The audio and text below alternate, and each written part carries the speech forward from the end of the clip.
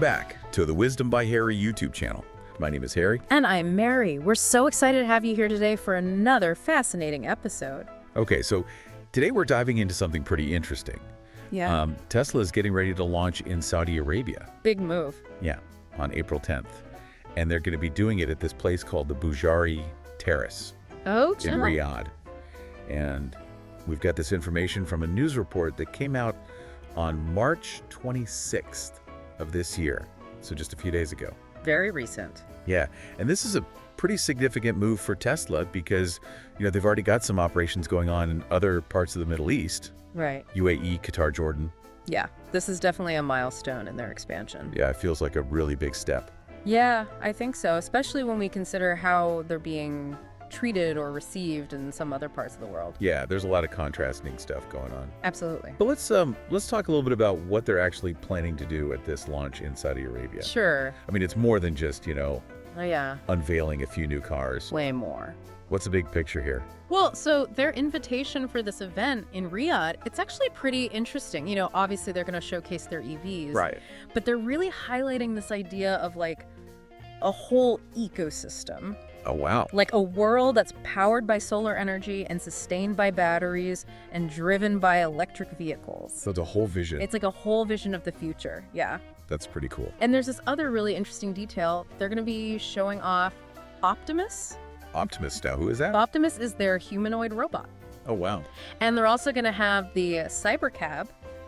Cyber what? Cybercab, which is their concept for autonomous ride-hailing. Oh, so like a self-driving... Self-driving taxi, yeah. Okay, so it's not just about the cars themselves. It's about, like, this whole suite of technology. Exactly. They're showcasing their advances in AI and robotics, too. So for anyone listening in who maybe they're in Saudi Arabia or they're just interested in this launch and they're thinking about, okay, well, what does Tesla ownership actually look like? Right. Will there be, like, support? Yeah. Yeah, like the practical stuff. Yeah. Well, they've actually thought of that.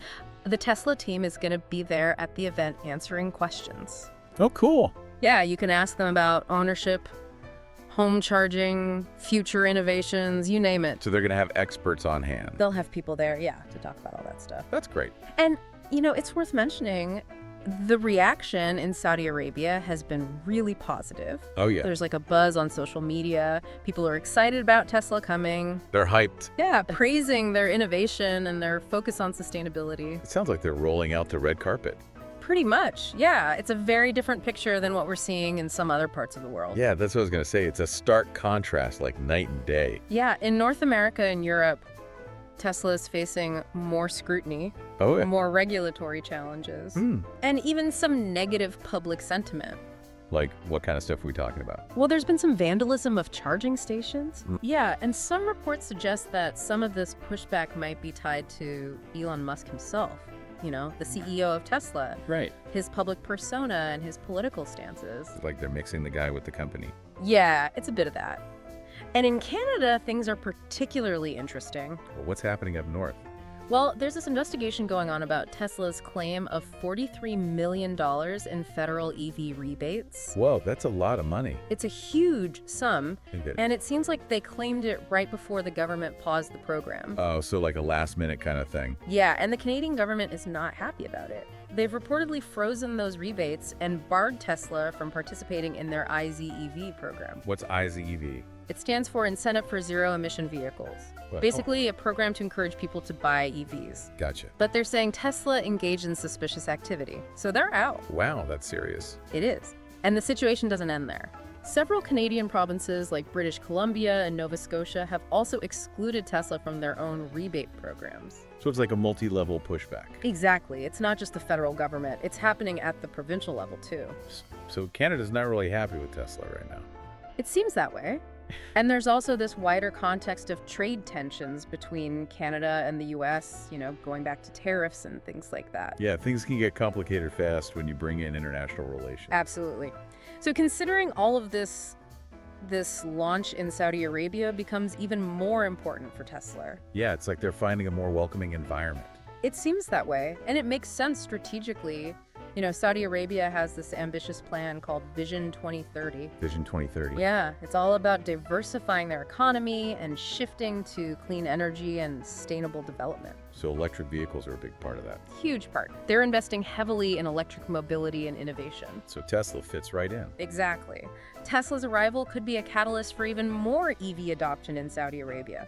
Especially as they build out more charging stations and all that infrastructure. Right. It all kind of works together. Makes sense.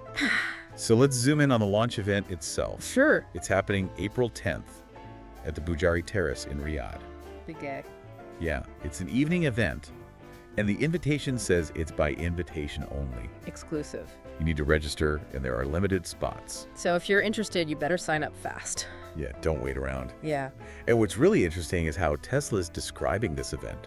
They're calling it a showcase of what's next in AI and robotics. That's a bold statement. Yeah, it makes you think about what they might have up their sleeve. Definitely more than just cars. Way more. Now, one thing that caught my eye is that Tesla hasn't actually announced any plans for service centers or showrooms in Saudi Arabia yet. That's a good point. You'd think that would be essential for a long-term presence. Right, like how are you going to sell and support all these cars without the infrastructure? Well, my guess is that this launch event is just the first step. Like a trial run. Yeah, they're probably testing the water, seeing how much interest there is, building brand awareness. And then they'll invest more seriously, if it looks promising. Makes sense. It's a smart strategy for entering a new market. So to recap, Tesla is launching in Saudi Arabia amidst all this global drama. Yeah, contrasting receptions. They're facing challenges in North America and Europe, but Saudi Arabia seems really welcoming. And their Vision 2030 goals align perfectly with Tesla's vision. It's a match made in heaven. Pretty much. Yeah. So for our listeners out there, it's fascinating to see how these global dynamics are playing out. Yeah, like one company facing such different situations depending on where they go. And keeping track of these market shifts and the different speeds of technology adoption around the world. It's like having a crystal ball. It gives you some valuable insights into the future of transportation and energy. Absolutely. And I think this raises a really important question as we wrap up. What's that? Given all these different responses to technological innovation. Right. Some places are embracing it, others are pushing back. Exactly. And with all these economic, political, and social factors at play, It's a complex web. what could this mean for the future of sustainable technologies worldwide? That's a question worth pondering. And maybe our listeners can explore that further on their own. Definitely some food for thought. Absolutely.